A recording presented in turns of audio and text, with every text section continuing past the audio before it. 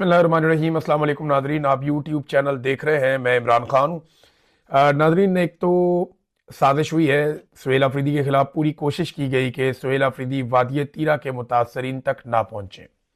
उन्हें बहुत सारे थ्रेट बताए गए और बार बार उनके साथियों को भी ये कहा गया कि वहां बहुत खतरा है, सुहेल अफरीदी को वहां जाने से रोका जाए।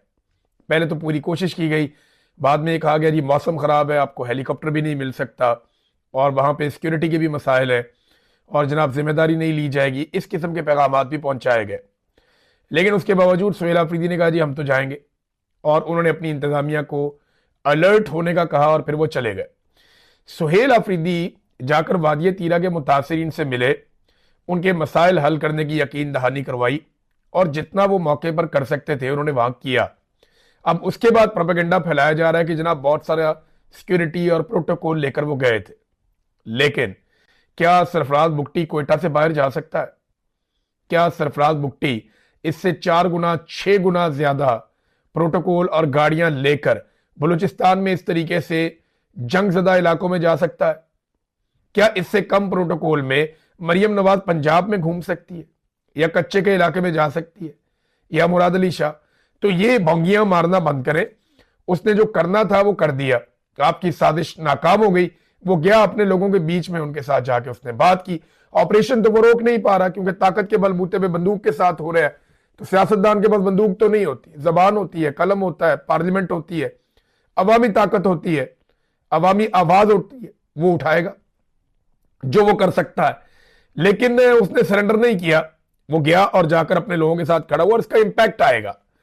ये एस्टेब्लिशमेंट को ये लगता है कि ये ऑपरेशंस करेंगे और पाकिस्तान तहरीके इंसाफ गैर मकबूल हो जाएगी। ऐसा नहीं है। इन ऑपरेशंस के नतीजे में अमन तो पता नहीं आएगा या नहीं आएगा। पाकिस्तान की एस्टेब्लिशमेंट पहले से ज्यादा गैर मकबूल हो जाएगी।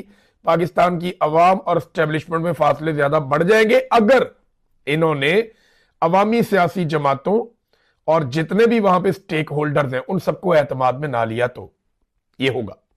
जरगा होता है, जरगे के अंदर फैसला होता है, 21 सियासी जमातें बैठती हैं। वो जरगे के बाहर से बंदे उठा लिए जाते हैं। आज तक पता नहीं चला बंदे कहां गए। वो जो जरगा हुआ उसमें जो बातचीत हुई उसके ऊपर किसी ने कान ही नहीं धरे। वो बंद कमरे में बैठते हैं 2 4 5 बंदे, वो बैठ के कहते हैं इनको मारो, ये मारो जी, चलो मारो। वो उठते हैं, बाहर आते हैं, दूसरे कमरे में बैठते हैं, जी इनको भी मारो, लो जी मारो, इनको भी मारो। वो एक और कमरे में बैठते हैं, बैठ के कहते हैं उसको गंदा करो, उस पर केस बनाओ, बनाओ जी बनाओ, केस बनाओ। तो ये जो बंद कमरों के फैसले हैं इनमें इंसाफ नहीं है, कानून नहीं है, लॉजिक नहीं है। इनमें सिर्फ जाती ख्वाहिशात है और उनकी बुनियाद पे पाकिस्तान को देखें इन्होंने क्या कर दिया। अब वही सुहेल अफरीदी जो कल वहां से तीरा से वापस होकर आया, बहुत एनर्जेटिक आदमी है। इमरान खान ने सही पॉलिटिकल ट्रेनिंग की है इन लोगों की। सुहेल अफरीदी अब एबटाबाद चला गया और एबटाबाद में हरीपुर में जो इस्तकबाल सुहेल अफरीदी का हुआ, बड़ा तगड़ा एक पावर शो है। पाकिस्तान तहरीके इंसाफ का ये तस्वीर आप देखें, ये मनाजिर आप देखें। दर्जनों तस्वीर सुबह से मेरे पास आई हैं, मनाजिर आए हैं। बहुत बड़ी तादाद में लोगों ने वेलकम किया है। और ये एबटाबाद है, यहां अभी पीएमएलएन को एक इलेक्शन जबरदस्ती जितवाया गया है। यानी उमर अयूब साहब की अहलिया को इलेक्शन हरवाया गया और अजीबोगरीब किस्म का इलेक्शन हुआ। तो इलेक्शन कमीशन ने या मिलिट्री एस्टेब्लिशमेंट ने यह बताया कि जहां पे पीटीआई की हुकूमत है हम वहां पे भी अपनी एक सीट छीन सकते हैं, हमारा दिल करे तो। उन्होंने छीन के दिखा ली। तो अब वहां पे जिस किस्म की मोबिलाइजेशन, और मैं इसको मोबिलाइजेशन कहूंगा, ये जो पार्टी की जिम्मेदारी है वो अभी तक अदा नहीं हो रही। याद रखिएगा ये 2 अलग अलग चीजें हैं। स्ट्रीट मूवमेंट का इमरान खान साहब ने सुहेल अफरीदी को कहा है। सुहेल अफरीदी उसका मोमेंटम बनाने के लिए मोबिलाइजेशन कर रहे हैं, हर जगह जा रहे हैं। लेकिन जो पार्टी की रिस्पॉन्सिबिलिटी है कि उस मोबिलाइजेशन को चैनलाइज किया जाए, हर गली मोहल्ले में बाकायदा मेंबर्स को बताया जाए कि तुमने क्या करना है, तुमने क्या करना है, तुमने क्या करना है, और लिस्टें बने, चीजें बने, जिस तरीके से आगे चलना है वो सारी, वो प्रोसेस अभी शुरू नहीं हुआ। उसके बारे में मेरी इंफॉर्मेशन के मुताबिक अभी काम नहीं हुआ। लेकिन इस मरतबा सुहेल अफरीदी का, क्योंकि पिछली मरतबा तस्वीर बड़ी वायरल हो गई थी कि 4-5 नौजवान सुहेल अफरीदी, शाहिद खटक, मीना खान और शफीउल्लाह जान ये गाड़ी पे खड़े हैं, तो वो बहुत वायरल हो गया था। तो इस मरतबा क्या किया गया कि गाड़ी के ऊपर और लोग भी चढ़ गए। गाड़ी पे हमने देखा कि बैरिस्टर गौहर साहब है, गाड़ी पे खैबर पख्तूनख्वा से जो असेंबली के स्पीकर हैं बाबर सवाती साहब, वो भी वहां पे मौजूद थे। उनके अलावा जुनैद अकबर साहब भी इसी गाड़ी के ऊपर मौजूद थे। तो गाड़ी के ऊपर लोगों की तादाद बढ़ रही है और पाकिस्तान तहरीक इंसाफ का मोमेंटम भी बढ़ रहा है।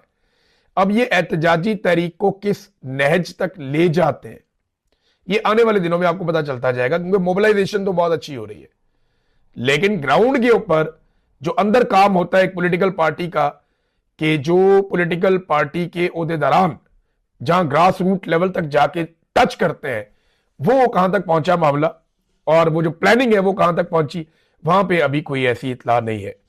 दूसरा नाजरीन, जो तरीके तहफ़्फ़ुज़ आईन पाकिस्तान के लोग हैं, वो बेचारे सिंध के दौरे पे हैं। वहां पे सिंध हुकूमत ने फिर वही हरकतें शुरू कर दी गंदी, यानी वो एक मरतबा फिर जैसे पंजाब करता है हुकूमत, ये नून लीग वाले जो करते हैं वही पीपल्स पार्टी वाले भी अब कर रहे हैं। रुकावटें डाल दी, गाड़ियां खड़ी कर दी, क्रैकडाउन कर दिया, तो सिंध में भी हुकूमत वही गंद मार रही है। हमने कुछ विजुअल देखे, यहाँ पे लोग कश्तियों के अंदर बैठ बैठ के अब इलाके क्रॉस कर रहे हैं, सड़कें बंद कर दी गई हैं। लेकिन वो कह रहे हैं जी इंटीरियर सिंध में हम अपनी पॉलिटिकल एक्टिविटीज करेंगे। हैदराबाद से उनके रास्ते बंद किए गए थे, पाकिस्तान तहरीक इंसाफ के झंडे लेकर लोग निकले हुए हैं सिंध में एक मरतबा फिर। तो एक मोमेंटम तो चल रहा है, तहरीक तहफ़्फ़ुज़ आईन पाकिस्तान के लोग भी काम कर रहे हैं, पीटीआई के लोग भी काम कर रहे हैं, और दूसरी जानिब हुकूमत भी जो कर सकती है वो करती चली जा रही है। अब पाकिस्तान की जो एस्टेब्लिशमेंट की इस वक्त तरजीहात है वो आप ये देखें कि ईमान मजारी को और हादी अली चट्ठा को हर सूरत में गिरफ्तार कर लिया जाए। अब वहां पे वकील गए इनकी अदालत में, उन्होंने अदालत में कहा कि जनाब कोई गुंजाइश निकालें, हम उनको गिरफ्तार करवा लेते हैं, वो अपने आप को खुद सरेंडर कर देते हैं, तो इसकी तो इजाजत दें कि दोनों वकला साहिबान अपने आप को खुद सरेंडर करना चाहते हैं। तो अदालत ने ये इस्तदा भी मुस्तरद कर दी, नहीं इनको पकड़ के लाओ। मेरी हमारे सहाफी हैं नादिर बलोच साहब, उनसे बात हुई, उन्होंने कहा जी कि ईमान मजारी वाकई बीमार है और उनकी तबीयत काफी खराब है, लेकिन इसके बावजूद वो गिरफ्तारी से घबरा नहीं रही। वो ये कह रही हैं ठीक है अगर गिरफ्तारी करना है तो ये हमें गिरफ्तार कर ले, लेकिन उन्होंने सरेंडर करने की दरखास्त दी जिसे मुस्तरद कर दिया गया अदालत की जानिब से। यानी एस्टेब्लिशमेंट ये चाहती है कि घसीट के ही गिरफ्तार किया जाए। साहब बहादुर का हुक्म जो आ गया तो ठीक है कर ले आप, आपने इससे पहले बेशुमार पाकिस्तानियों को गिरफ्तार किया। मारंग बलोच जो पाकिस्तान की बेटी है वो इस वक्त जेल में है। यास्मीन राशिद साहबा इस उम्र में नवाज शरीफ को शिकस्त देने के बावजूद जेल में है।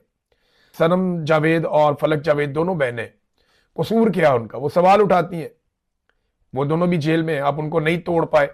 इमरान खान की अहलिया जेल में है, तो अब आप ईमान मजारी को पकड़ के आप क्या निकाल लेंगे? आप ईमान मजारी को जब अंदर करेंगे ना, गिरफ्तार करेंगे, तो जिस कद के साथ आप गिरफ्तार करेंगे ये ज़हनी तौर पे आप तैयार रहिएगा, जब ये पाकिस्तान की बेटी बाहर आएगी ना तो इसका कद 4 गुना बड़ा होगा कम से कम। ये आप अपने दिमाग में बिठा लें, फिर जो मर्जी आप करते रहिएगा। नादरीन, पाकिस्तान के अंदर लगातार जो पाकिस्तानियों के साथ किया एस्टेब्लिशमेंट ने, उसकी वजह से जो टेक्सटाइल का शोबा है, ये सिर्फ मैं फैसलाबाद की आपको बात बता रहा हूं, यहां पे 2 लाख अफराद बेरोजगार हो गए। और ये बात किसका?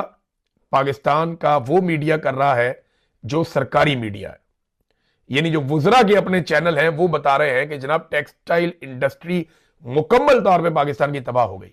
अब मोहसिन नकवी के और अलीम खान के चैनल भी ये बताने पे मजबूर हो गए हैं कि पाकिस्तान में मईशत मुकम्मल तौर पे तबाह हो गई। अलीम खान वालों ने बड़े पैसे कमाए थे इमरान खान साहब के दौर में, उससे पहले मुशर्रफ साहब के दौर में भी बहुत पैसा बनाया था, इकॉनमी चल रही थी ना, तरक्की हो रही थी, तो ये कंस्ट्रक्शन इंडस्ट्री बड़ी जबरदस्त चल रही थी, रियल स्टेट कारोबार भी चल रहा था। अब रियल स्टेट को भी धक्का नहीं लग रहा और लोग प्लाट खरीदने के लिए तैयार नहीं है, तो घर कौन बनाएगा और कौन खरीदेगा? ये वहां पे हालात पैदा हो गए। पंजाब में और पाकिस्तान पूरे में आप ये सूरत हाल देख ले कि 15 साल के अंदर जो ट्रैक्टर बिके हैं पाकिस्तान में, उनसे सबसे कम ट्रैक्टर 2025 में बिके हैं। ये किसान की हालत है। किसान की कुव्वत खरीद इन्होंने खत्म कर दी। देखें, जब कुव्वत खरीद होती है तो वो नया ट्रैक्टर लेता है ना किसान। पाकिस्तान तहरीक इंसाफ के दौर में ये तादाद बढ़ी थी ट्रैक्टर खरीदने की। इसी तरह किसान की कुव्वत खरीद पाकिस्तान पीपल्स पार्टी के दौर में भी बेहतर थी, परवेज मुशर्रफ के दौर में भी बेहतर थी। नवाज शरीफ का दौर आता है तो किसान की जो कुव्वत खरीद है वो कम हो जाती है। 2013 से 2017 तक नीचे चला जाता है किसान। 2018 में वापस ऊपर जाता है, जब नवाज शरीफ से जान छूटती है, शाहिद खान अब्बासी आते हैं, बाद में इमरान खान आते हैं, तो किसान फिर टेक ऑफ करता है। इमरान खान साहब के दौर में ट्रैक्टर ठीक बिकते रहे, लेकिन रिजीम चेंज ऑपरेशन के बाद लगातार इनके बिकने की नीचे की जानिब सूरत हाल जा रही है। जहां पे 60,000 तक ट्रैक्टर बिक जाता था, इससे ज्यादा बिक जाता था एक साल में, वहां अब 24,724 ट्रैक्टर सेल हुए। इसके बावजूद कि मरियम नवाज ने अपनी शक्ल लगा के किसान कार्ड और ट्रैक्टर कार्ड टाइप के वो कार्ड भी जारी किए कि जनाब आप ये ट्रैक्टर ले लें। इसके बावजूद लोगों की कुव्वत खरीद नहीं है, लोग नहीं खरीद पा रहे। आप जरा खैबर पख्तूनख्वा के साथ मवाजना तो चेक करें, और ये मैं नहीं कह रहा, ये मवाजना इंटरनेशनल आया है, ट्रांसपेरेंसी इंटरनेशनल ने यह मवाजना किया है पाकिस्तान के सूबों में कारकर्दगी का। ट्रांसपेरेंसी इंटरनेशनल के मुताबिक ये जो 2025 गुजरा है, इस साल में सबसे कम करप्शन खैबर पख्तूनख्वा में हुई है।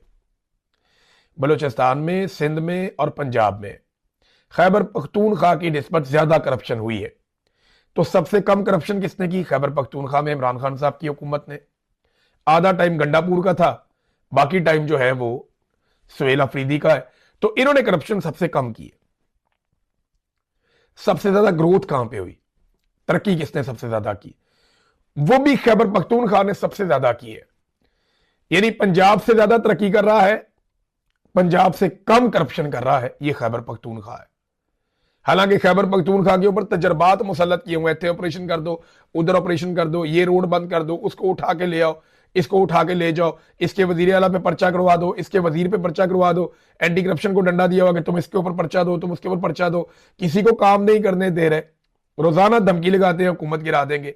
वहां पे एक हुकूमत भी तब्दील करनी पड़ गई, एक वजीर आला भी तब्दील करना पड़ गया, काबीना दोबारा बनानी पड़ गई इनकी हरकतों की वजह से, लेकिन इसके बावजूद वो सबसे अच्छा परफॉर्म कर गया। अब एक तरफ ट्रांसपेरेंसी इंटरनेशनल की रिपोर्ट है और एक तरफ डीजी आईएसपीआर और फील्ड मार्शल आसिम मुनीर की ख्वाहिशात है। वो जब बोलते हैं कहते जी पंजाब बहुत अच्छा काम कर रहा है, वो जब बोलते हैं कहते जी सिंध बहुत अच्छा काम कर रहा है, वो जब बोल करते हैं वो कहते हैं जनाब बलूचिस्तान की मिसाल ले लें आप, खैबर पख्तूनख्वा को हमेशा नीचा दिखाते हैं, खैबर पख्तूनख्वा के खिलाफ हमेशा घटिया बात करते हैं। पाकिस्तान की मिलिट्री एस्टेब्लिशमेंट खैबर पख्तूनख्वा को लगातार निशाना बना रही है, लेकिन इसके बावजूद आफरीन है इन पठानों पे कि इन्होंने सबसे अच्छा परफॉर्म करके दिखाया। और ये गवाही इंटरनेशनल इदारे दे रहे हैं, कोई लोकल्स ये बात नहीं कर रहे। नादरीन, एक और पाकिस्तान में प्रॉब्लम है, ये जो हमारे नीम हकीम किस्म के लोग हैं ना, हमारी सहाफत में, दानिश्वरी में, इन्होंने भी पाकिस्तान को बहुत नुकसान पहुंचाया। मैं सुहेल वड़ाई साहब का एक वो क्लिप पढ़ रहा था, छोटा सा वो आया हुआ था टेक्स्ट। वो कहते हैं जी पाकिस्तान में तरक्की का पहिया चल रहा है और इसका एक सबूत ये है कि पीआईए बिक गई और जो पीएसएल है वो बिक गई, उसकी 2 टीमें। यार हद हो गई आपकी, इंडस्ट्री बंद हो गई लेकिन पीआईए बिक गई, बड़ी अच्छी बात है। पाकिस्तान में किसान डूब गया लेकिन पीआईए बिक गई, बहुत अच्छी बात है। पाकिस्तान के अंदर आधा पाकिस्तान गुर्बत की लकीर से नीचे चला गया लेकिन पीआईए बिक गई, मईशत ठीक हो गई। भाई ये किस तरह के दानिश्वर हैं जो पाकिस्तान पे मुसल्लत कर दिए?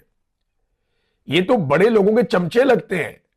यानी पीआईए 10 अरब में बिक गई, वो वाली पीआईए जिसकी सैकड़ों अरब की सिर्फ उसकी क्रेडिबिलिटी है, उसकी गुडविल है, उसके पास आलमी सतह के रूट है। एक जहाज नहीं इतने का होता जितने की इन्होंने पूरी एयरलाइन उठा के बेच दी, और वो कह रहे जी क्योंकि ये बिक गई इसलिए पाकिस्तान बहुत तरक्की कर रहा है और पाकिस्तान की मईशत का पहिया चल पड़ा है। इससे एक एतमाद पैदा होता है। और भाई पाकिस्तान की फौज ने पाकिस्तान का एक इदारा खरीद लिया, सादी बात यह है, फौजी फाउंडेशन के पास गई है पीआईए, सबसे ज्यादा हिस्सा उनका है। तो इस किस्म के जो दानिश्वर है ना, जिनको मईशत की अलिफ बे का भी नहीं पता, वो दानिश्वरी झाड़ रहे हैं पिछली कई दहाइयों से। इसलिए पाकिस्तान यहां, ये बूमर्स पाकिस्तान की जान छोड़े और पाकिस्तान को नौजवानों के हवाले करें ताकि पाकिस्तान आगे बढ़े, या नई सोच को कम से कम आने दें, या कम से कम अपने दिमाग में नई सोच तो लेकर आए। वो देखे ना इमरान खान ने अपने आप को कैसा नए दौर के साथ एडजस्ट किया है, उसने नए उलूम के साथ अपने आप को एडजस्ट किया है, उसने यंग जनरेशन के साथ अपने आप को एडजस्ट किया है। ये बूमर्स हो ही नहीं पा रहे, ये मानने के लिए तैयार नहीं है। इनके मफादात जो हैं वो जुड़े हुए हैं पुरानी जोंकों के साथ, ये ना खुद को ठीक करते हैं ना उनको ठीक होने देते हैं। नाजरीन, यहां कुछ सवालात हैं वो मैं बाद में आपके साथ रखता हूं, लेकिन डीजी आईएसपीआर ने इस्लामिया यूनिवर्सिटी बहावलपुर का दौरा किया। उनका इस्तकबाल किया गया इंतजामिया की जानिब से, चादर वादर पहनाई हुई है। लेकिन एक मरतबा फिर DGISPR का जो खिताब है वो भी, और सवाल और जवाब वो अभी जारी नहीं किए गए। हो सकता है वो मुस्तकबिल में जारी किए जाएं उसकी एडिटिंग करने के बाद। लेकिन DGISPR को ये करना क्यों पड़ता है? देखिए, इनसे बयानिया नहीं बन रहा। ये नौजवानों को जाके पर्सनली मिलते हैं कि अगर चलो एक यूनिवर्सिटी में 10 बच्चे भी मिल जाएं, 20 बच्चे भी हमारे बयानिए पे आ जाएं हजारों में से चलो कम से कम हमारा बयानिया उठाने वाले लोग तो पैदा हो जाएंगे। लेकिन ये हो नहीं रहा। देखिए, पढ़ा लिखा नौजवान आपका सौदा खरीदेगा नहीं, और जो पढ़ा लिखा नहीं है वहां तक आपका सौदा पहुंचेगा नहीं। ये है प्रॉब्लम। आप यूनिवर्सिटियों में ही जा सकते हैं, गली मोहल्लों में तो जा नहीं सकते। लोगों का रिएक्शन आपको पहले ही पता है। तो अब चंद चीजें हैं जो पाकिस्तान के पढ़े लिखे नौजवान बड़ी अच्छी तरह जानते हैं। नंबर एक, आप जितनी मर्जी उनके सामने तबलीग करें, जितना मर्जी आप जाकर उन्हें बताएं कि जनाब पाकिस्तान में इमरान खान इतना बुरा है, सियासतदान इतने बुरे हैं, मिलिट्री एस्टेब्लिशमेंट की ये कुर्बानियां हैं, वो चंद चीजें तो नौजवान जानते हैं। मैं आपके सामने रख देता हूं, जितना मर्जी आप कॉलेजों में यूनिवर्सिटियों में जाएं। नंबर एक, नौजवानों को पता है कि फौज सियासत में मुदाखलत कर रही है। आप उल्टे लटक जाएं, जो मर्जी करें। इंजीनियर मोहम्मद अली मिर्जा ने कहा कि आप सारे कोर कमांडर काबे की छत पे खड़े होकर हलफ उठाए ना, फिर भी लोग शायद माने, मुश्किल ही है कि फौज सियासत में किरदार अदा नहीं कर रही। तो नौजवान जानते हैं कि फौज सियासत में किरदार अदा कर रही है, जो उनके हलफ से गद्दारी है। नंबर एक, अब जो मर्जी करें वो नहीं मानेंगे। नंबर दो, क्या पाकिस्तान तरक्की कर रहा है? आप जो मर्जी उनको कहानी सुनाएं, वो ये मानने के लिए तैयार नहीं है, क्योंकि वो बाहर निकलते हैं, अपने आसपास देखते हैं, उन्हें पता है कि पाकिस्तान तरक्की नहीं कर रहा, पाकिस्तान तनज़ली की तरफ जा रहा है, और उसके जिम्मेदार आप भी हैं। नंबर तीन, मुल्क को किसने तोड़ा और क्यों तोड़ा? नौजवान अच्छी तरह जानते हैं कि याया खान ने अपनी ख्वाहिशात की तकमील के लिए अपनी अय्याशी को नहीं छोड़ा और पाकिस्तान को बर्बाद कर दिया और दो टुकड़े कर दिया। सबसे बड़ा रिस्पॉन्सिबल वही आदमी था। हमूद रहमान कमीशन रिपोर्ट उठा के आप देख लें। नंबर चार, इमरान खान का जुर्म क्या है? नौजवान ये भी जानते हैं। उसका जुर्म सिर्फ पाकिस्तान की मिलिट्री एस्टेब्लिशमेंट और जर्नैलों से पंगा लेना है, और उसका कोई जुर्म नहीं है। तो आप जो मर्जी सौदा बेचे, नौजवानों को पता है इमरान खान का जुर्म क्या है। नंबर पांच, इलेक्शन क्यों और किसने चोरी किया? क्योंकि ये नौजवान वोट डालकर आए थे, इनका इलेक्शन चोरी हो गया। तो इलेक्शन क्यों और किसने चोरी किया, इसका जवाब आप नहीं दे पाएंगे कभी भी। तो नौजवान जानते हैं। नंबर छह, पाकिस्तान में इंसानी हकूक की पामालियां हो रही हैं। नौजवान अपने आसपास देखते हैं, खबरें सुनते हैं, सोशल मीडिया देखते हैं, तो उनको पता है कि DGISPR में जो मर्जी कहानी सुनाए, पाकिस्तान के अंदर इंसानी हकूक की बदतरीन पामालियां हो रही हैं, जिनमें पाकिस्तान की मिलिट्री एस्टेब्लिशमेंट बराह रास्त मुलव्वस है। फिर एक्सटेंशन का मामला हो, इस्तिस्ना का मामला हो, मीडिया और अदलिया पे कंट्रोल का मामला हो, करंट अफेयर्स के सारे मामला, तरमीमें जो की गई आइन के अंदर, जो ऑपरेशन हैं, जो मादनियात हैं, वसाइल पे कब्जा है, ये सारी चीजें पाकिस्तान की यूथ को अच्छी तरह याद है। अब वक्ती तौर पे जाएं, नौजवान बैठ के आपकी बात तो सुन लेते हैं। ये उनकी मेहरबानी है कि वो आपकी बात सुन लेते हैं। बाद औक़ात आपसे सवाल करना भी चाहें तो कई दफा अपने असातिज़ा की वजह से, उनकी इज्जत की वजह से, या उनकी नौकरी की वजह से वो नहीं करते। लेकिन वो आपको अच्छी तरह जानते हैं और अच्छी तरह पहचानते हैं। आप उनके दिल में झांक कर नहीं देख सकते, एक सियासतदान देख सकता है।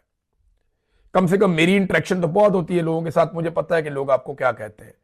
आपके वहां से निकलने के बाद नौजवान जो आपके बारे में सोचते होंगे, अगर वो लिख दें ना, तो आपको लग पता जाए कि नौजवानों के साथ जो आप कर रहे हैं उसका नतीजा क्या निकल रहा है। अभी नौजवानों को एक और चीज के लिए तैयार रहना पड़ेगा। ये मैं पाकिस्तान के नौजवानों को कह रहा हूं, अब तैयार रहे। ये आपके खिलाफ एक बड़ी साजिश करने का मंसूबा बना रहे हैं। ये करना ये चाहते हैं कि वोटर की उम्र को 18 साल से बढ़ाकर 25 साल तक कर दें, यानी 7 साल तक कई लोगों को निकाल दिया जाए, वो वोट ही नहीं डाल सकते। 18 साल, 19 साल, 20 साल, 21 साल, 22 साल, 23 साल, 24 साल, वोट डालने की काबिलियत ही नहीं होगी। आप वोट नहीं डाल सकेंगे। 7 साल का गैप एक ये पैदा करने जा रहे हैं, और ये इनकी ख्वाहिश है। ये कर पाएंगे या नहीं एक अलग बात है, लेकिन इन्होंने इसके ऊपर संजीदगी से गौर किया है। आपने इन्हें ये नहीं करने देना। देखिए, इन्होंने आपका मैंडेट छीना है, अब ये आपके वोट डालने का हक भी छीनने जा रहे हैं। इन्हें क्या लगता है कि आप लोगों को शऊर नहीं है, आपको समझ नहीं है। 18 साल का नौजवान शादी कर सकता है, गाड़ी चला सकता है, कारोबार कर सकता है, प्रॉपर्टी संभाल सकता है, जायदाद की देखभाल कर सकता है, बाकी सारे काम कर सकता है, बॉर्डर पे जाके लड़ सकता है, लेकिन वोट नहीं डाल सकता। क्यों? पूरी दुनिया में जो एक स्टैंडर्ड है ना ज्यादातर ममालिक में, ये भारत में आप देख लें 18 साल है, अमेरिका में देख लें 18 साल है, पूरे के पूरे यूरोप में देख लें 18 साल है। यानी ये सिर्फ चंद ऐसे हैं, कुवैत, लबनान, कैमरून, ये ममालिक आपको पता है किस तरह के हैं।